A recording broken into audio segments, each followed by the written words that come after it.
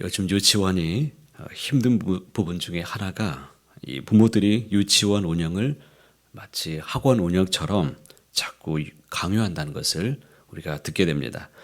한글, 수학, 영어 과목을 유치원에서 자꾸 개설해 달라고 부모들이 요청한다는 것입니다.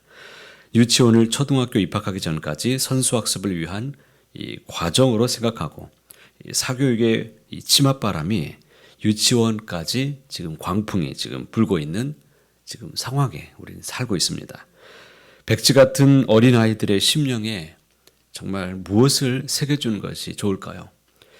우리나라는 정말 입시공화국, 정말 이 입시지역, 아이들이 정말 기쁘고 즐겁게 살아갈 수 있는 세상을 만들어주고 싶은데 어디서부터 교육을 만져야 될 것인지 참 고민이 많죠.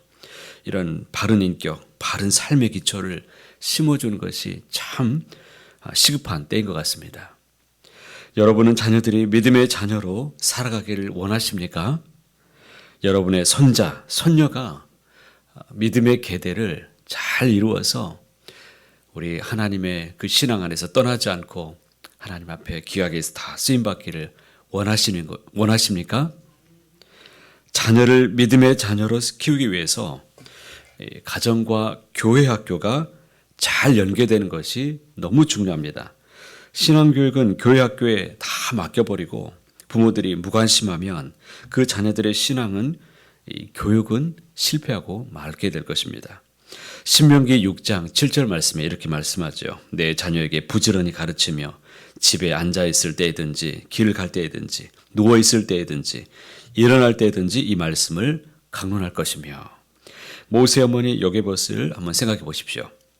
어렸을 때 얼마나 강하게 신앙 교육을 시켰는지 나중에 애국 궁중에서 세상적인 교육을 받았을지라도 신앙적인 이 기초만은 흔들리지 않습니다. 여호와의 신앙으로 완전히 무장하는 그런 지도자가 되지 않습니까?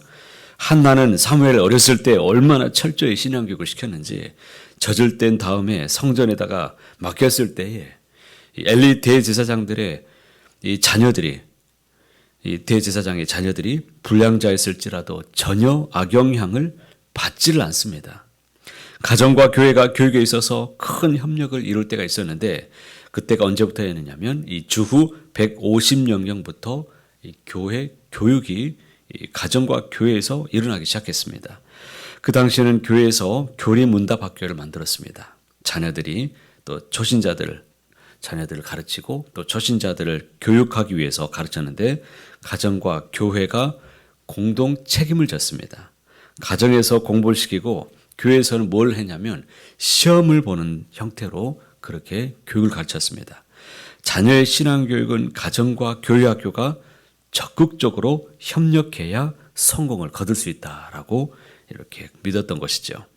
그런데 교사들이 친히 하는 이야기가 무엇이냐면 이 교회 학교에 와서 제일 말 안 듣고 예배 시간에 장난치고 말썽 부리는 아이들이 어떤 아이들인가 봤더니 교회 재직들의 자녀들인 경우가 많습니다.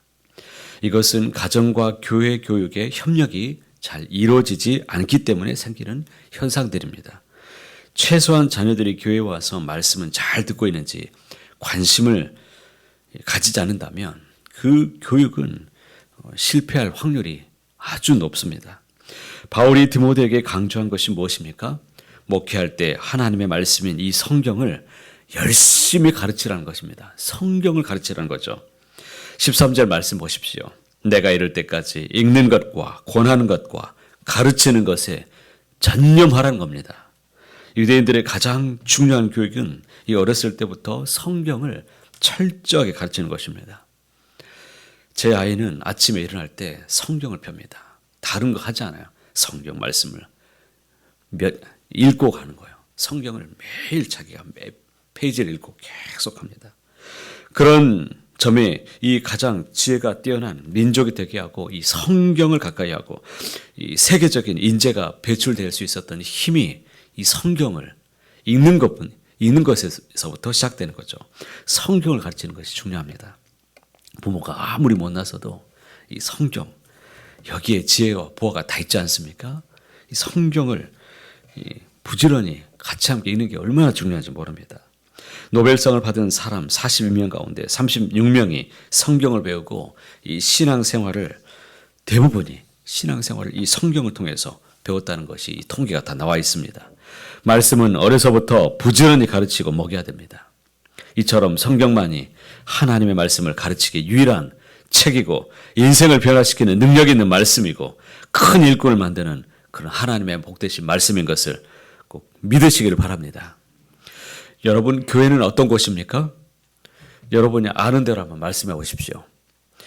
교회는 무엇을 하는 곳입니까? 얘기해야 내가 끝을 냅니다. 한번 얘기해 보세요. 예배하는 곳이고 또 교회에서 뭘 하는 곳이에요? 교회에서 예배하고 또 뭐예요?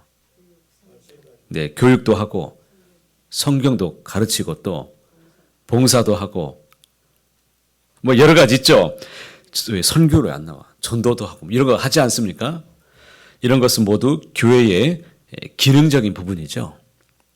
교회의 본질이 무엇입니까? 교회는 건물이 아니라 사람이죠. 사람이라니까요. 어떤 사람들입니까? 그리스도를 주로 고백하는 사람들입니다. 교회는 하나님이 예수님을 이 땅에 보내신 이유입니다.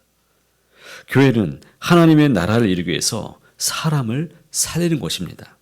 그러기에 하나님의 나라를 이루기 위해서 사람을 살리는 이 구원의 비전을 품는 곳이 되어야 됩니다.